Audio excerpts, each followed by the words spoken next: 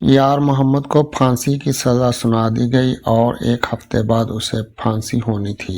پھانسی سے کچھ لمحے پہلے یار محمد رو رہا تھا تو جج صاحب نے اسے روتے ہوئے دیکھ لیا۔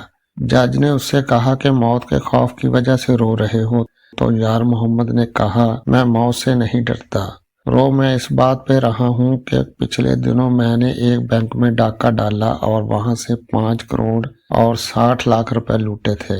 پیسے گھر آ کر میں نے ایک پرانے ماڈل کے ٹی وی کے اندر رکھ دیے تھے اور یہ بات میں نے کسی کو نہیں بتائی تھی، تاکہ میں نے اپنی بیوی کو بھی نہیں بتائی۔ اب مجھے ڈر ہے کہ میرے مر جانے کے بعد میری بیوی وہ ٹی وی کباڑ میں فروخت کر دے گی اور اس طرح میرے اتنے پیسے ضائع ہو جائیں گے۔ یار محمد کو سولی پر لٹکا دیا گیا تو جج اس کے گھر گیا اور اس کی بیوی سے 10 لاکھ روپے میں وہ پرانا ٹی وی خرید لیا۔ گھر جا کر اس نے ٹی وی کو توڑا تو حیران رہ گیا، کیونکہ اس کے اندر یار محمد ایک تندور پر روٹیاں لگاتا تھا۔ صبح صبح جاتا اور پھر رات گئے تک ادھر روٹیاں لگاتا رہتا۔ یار محمد کی بیوی اس پر بہت خفا تھی کہ تم گھر مجھے اور میرے بچوں کو وقت نہیں دیتے، صبح گھر سے نکلتے ہو اور رات کو گھر آتے ہو، ایسے تو نہیں چلے گا، مجھے بہت خوف محسوس ہوتا ہے کیونکہ بچے ابھی چھوٹے ہیں۔ اس نے اپنی بیوی کو سمجھایا کہ میں تمہارے اور اپنے بچوں کی خاطر ہی یہ کوشش کر رہا ہوں، ابھی میرے جسم میں طاقت باقی ہے، میں اس وقت محنت کر کے روٹی کما سکتا ہوں، لیکن جب بڑھاپا آ جائے گا تو مجھ سے یہ کام نہیں ہوگا۔ میں کوشش کر رہا ہوں کہ بچوں کی خاطر کچھ پیسہ اکٹھا کر لوں تاکہ ان کی پڑھائی اور ان کے مستقبل میں ہونے والے اخراجات پورے ہو سکیں۔ ایک رات یار محمد اپنا تندور بند کر کے واپس گھر آ رہا تھا تو اس نے سڑک پر ایک عجیب منظر دیکھا۔ اس نے دیکھا کہ سڑک کے کنارے ایک آدمی لیٹا ہوا ہے اور اس کی ٹانگیں ہل رہی ہیں۔ یار محمد نے سوچا شاید آدمی کو کچھ ہو گیا ہے، اس کی طبیعت ٹھیک نہیں ہے، شاید اس سے میری مدد کی ضرورت ہے۔ مگر وہ جیسے ہی آدمی کے قریب گیا تو اس کی روح لرز گئی، کیونکہ آدمی کے منہ سے خون بہہ رہا تھا، اس کے سینے میں کسی نے خنجر گھونپ دیا تھا۔ آدمی منہ سے کچھ بولنے کی کوشش کر رہا تھا مگر الفاظ اس کا ساتھ نہیں دے رہے تھے، اس کے ہونٹ کانپ رہے تھے۔ یار محمد اس آدمی کی مدد کرنا چاہتا تھا، اس نے ہمت کر کے اس کے سینے سے وہ خنجر نکالا اور پھر آدمی کو سہارا دے کر اٹھانا چاہا ہی تھا کہ وہاں سے پولیس کی ایک گاڑی گزری۔ پولیس والوں نے یار محمد کو اس حالت میں دیکھ لیا کہ اس کے ہاتھ میں خون سے لت پت خنجر تھا اور آدمی اس کے سامنے پڑا تھا۔ یار محمد کی بدقسمتی تھی کہ اس آدمی کی جان اس کی گود میں ہی نکل گئی۔ پولیس گاڑی سے اتری اور فوراً یار محمد کو گرفتار کر لیا۔ یار محمد چیختا رہا، چلاتا رہا کہ میں تو اس شخص کی مدد کر رہا تھا، لیکن انہوں نے اس کی کوئی بات نہ سنی اور اسے پکڑتے ہوئے گاڑی میں ڈالا اور سیدھا جیل لے گئے۔ لاش ورثاء کے حوالے کر دی، گاڑی میں ڈالا اور یار محمد کو 302 کے کیس میں جیل میں ڈال دیا گیا۔ یار محمد کی بیوی تک جب یہ خبر پہنچی کہ اس کے شوہر کے ہاتھوں ایک قتل ہوا ہے تو اس کے پیروں تلے سے زمین نکل گئی۔ وہ خوف سے کانپنے لگی، اپنا سر پیٹنے لگی۔ اسے خود سے زیادہ اپنے چھوٹے چھوٹے بچوں کی فکر لاحق تھی کہ ان کا کیا بنے گا۔ اس کی بیوی اپنے شوہر سے ملاقات کے لیے آئی تو یار محمد نے رونا شروع کر دیا۔ اس نے بیوی کو اس بات کا یقین دلایا کہ تجھے تو پتا ہے کہ میں نے زندگی میں کبھی کسی سے جھگڑا تک نہیں کیا، وہ آدمی زخمی حالت میں ویران سڑک پر پڑا تھا، میں نے اس شخص کی مدد کرنا چاہی مگر الٹا مجھے اس کا قاتل سمجھ کر ہی ان لوگوں نے پکڑ لیا۔ اب مجھے سمجھ نہیں آ رہی کہ میں اپنی بے گناہی کا ثبوت کیسے دوں۔ وہ آدمی بھی اس دنیا سے چلا گیا جو میری بے گناہی کا واحد ثبوت تھا۔ بیوی نے اسے تسلی دی اور کہا کہ تم فکر مت کرو، میں ایک وکیل صاحب کو جانتی ہوں، وہ بہت اچھے انسان ہیں، وہ ہماری ضرور مدد کریں گے اور تمہارا کیس لڑیں گے۔ یار محمد کی بیوی ایک وکیل صاحب کے پاس گئی۔ وکیل صاحب نے اس کی پوری کہانی سنی اور اس بات کا یقین دلایا کہ میں تمہارے شوہر کا کیس لڑوں گا، مفت، بنا کسی معاوضے کے۔ کچھ عرصہ بعد یار محمد کی عدالت میں پیشی ہوئی۔ جج صاحب نے وکیل کے دلائل سنے وکیل صاحب نے جج کو قائل کرنے کی کوشش کی اور اسے ساری حقیقت بتائی، مگر بدقسمتی سے تمام ثبوت یار محمد کے خلاف ہی جا رہے تھے۔ جج صاحب نے اپنا فیصلہ یار محمد کے خلاف محفوظ کر لیا۔ یار محمد کی پھانسی کی تاریخ طے کر دی گئی۔ اب یار محمد کو اس بات کا یقین ہو چکا تھا کہ وہ اب نہیں بچ سکتا، اس کے گنے چنے دن باقی رہ چکے ہیں۔ آدھی رات کو جج صاحب اپنے گرم گرم بستر میں اپنے گھر میں سو رہے تھے کہ گھر کے ملازم نے ان کے دروازے پر دستک دی۔ جج صاحب اپنے ملازم پر بہت ناراض ہوا کہ رات کے اس پہر تم نے مجھے نیند سے کیوں بیدار کیا۔ ملازم نے اس سے کہا، جناب آپ مجھ پر خفا مت ہوں، گھر کے چوکیدار نے مجھے بتایا کہ کوئی عورت دروازے کے باہر بیٹھی ہے۔ چوکیدار نے اسے بھگانے کی بہت کوشش کی، مگر اس نے کہا کہ میں جج صاحب سے ملے بغیر واپس نہیں جاؤں گی۔ سردی کی شدت کی وجہ سے عورت مر نہ جائے اس لیے آپ کو جگایا ہے، آپ سے پوچھنے کے لیے کہ آپ اس عورت سے ملیں گے یا پھر اسے سردی میں مرنے دیا جائے۔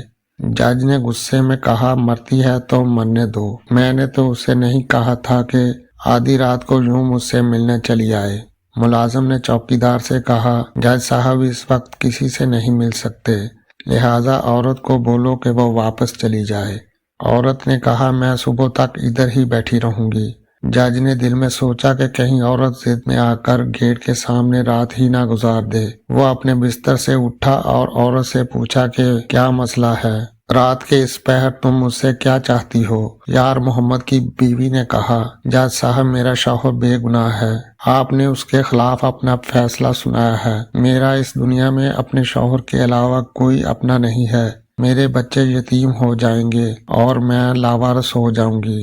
اس کے بعد اس نے جج صاحب کو سارا واقعہ بتایا کہ کس طرح میرا شوہر سڑک کے کنارے ایک زخمی کی مدد کرنے گیا تھا اور کس طرح پولیس والوں نے اسے موقع پر پکڑ لیا۔ جج نے یار محمد کی بیوی سے کہا، میں اس بات کا وعدہ تو نہیں کرتا کہ تمہارا شوہر بچ جائے گا، مگر میں اپنی طرف سے پوری کوشش کروں گا۔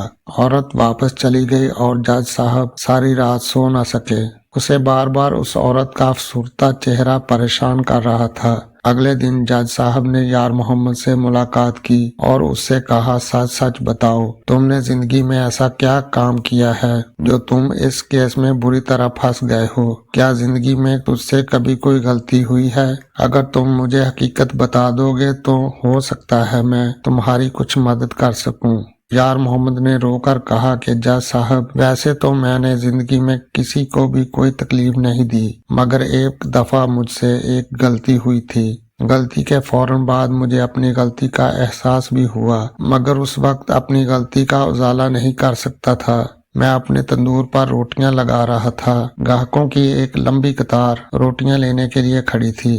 میں گاہکوں کو روٹیاں دینے میں مصروف تھا کہ ایک بلی گوندے ہوئے آٹے میں گھس گئی۔ اس نے نہ صرف آٹا خراب کیا بلکہ کچھ روٹیوں کا بھی ستیہ ناش کر دیا۔ مجھے کام کی تھکاوٹ پہلے سے ہی تھی، اوپر سے بلی نے میرا نقصان کیا۔ میں نے غصے میں آ کر بلی کو پکڑا اور تندور میں ڈال دیا۔ بلی کی چیخیں سن کر میں خوف سے کانپنے لگا۔ مجھے فوراً ہی اپنی غلطی کا احساس ہوا۔ میں نے جلتے ہوئے تندور میں ہاتھ ڈال کر بلی کو نکالنا چاہا۔ میرا ہاتھ جل گیا لیکن بلی کو باہر نہ نکال سکا اور وہ جل کر راکھ ہو گئی۔ اس نے جج صاحب کو اپنا جلا ہوا ہاتھ بھی دکھایا۔ یہی میری زندگی کی واحد غلطی تھی جس نے مجھے خوف میں مبتلا کیے رکھا۔ مجھے لگتا ہے کہ اسی وجہ سے میں آج اس مصیبت میں پھنس چکا ہوں۔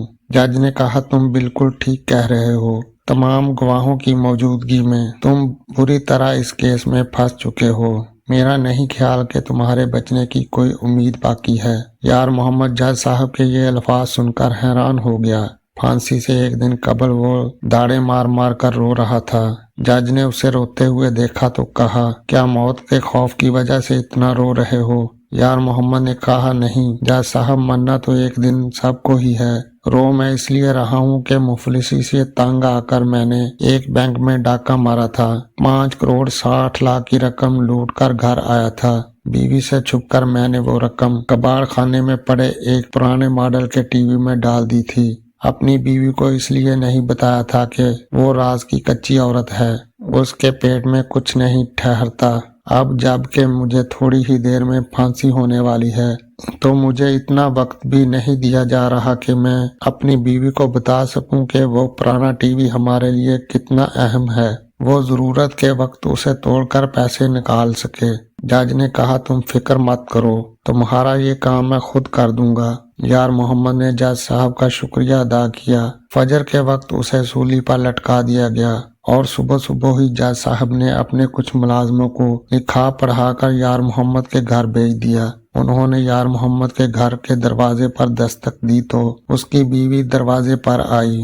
ایک ملازم نے عورت سے کہا کہ بیگم صاحبہ، ہم اولڈ کلچرل ڈپارٹمنٹ کی طرف سے آئے ہیں، آپ کے گھر میں موجود جو چیزیں بھی پرانی ہیں ہم وہ اچھی قیمت پر آپ سے خرید لیں گے۔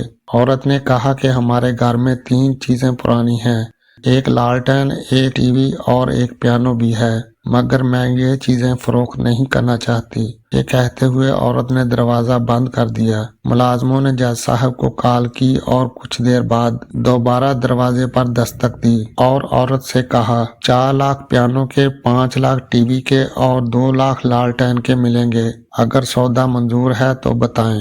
عورت نے دوبارہ دروازہ بند کر دیا۔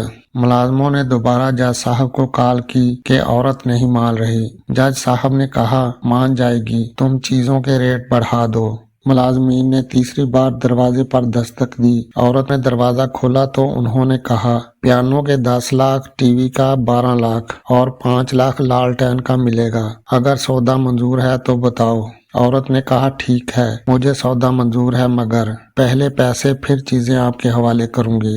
ملازموں نے عورت کو 27 لاکھ ادا کر دیے۔ اس سے پیانو، لالٹین اور ٹی وی لے کر گھر آئے اور جج صاحب کے حوالے کیے۔ جج صاحب نے لالٹین اور پیانو ملازموں کو دے دی اور ٹی وی لے کر بند کمرے میں اسے توڑنا شروع کیا، مگر اس کی حیرت کی انتہا نہ رہی جب اس نے دیکھا کہ ٹی وی کی سکرین کے پیچھے 2 مرے ہوئے چوہے پڑے تھے۔ جج صاحب اپنا سر پکڑ کر ادھر ہی بیٹھ گیا اور دل میں سوچا کہ مرنے والے یار محمد نے مرتے وقت مجھے چونا لگایا ہے اور اپنی بیوی اور بچوں کے لیے ساری عمر کے خرچے کا بندوبست کیا۔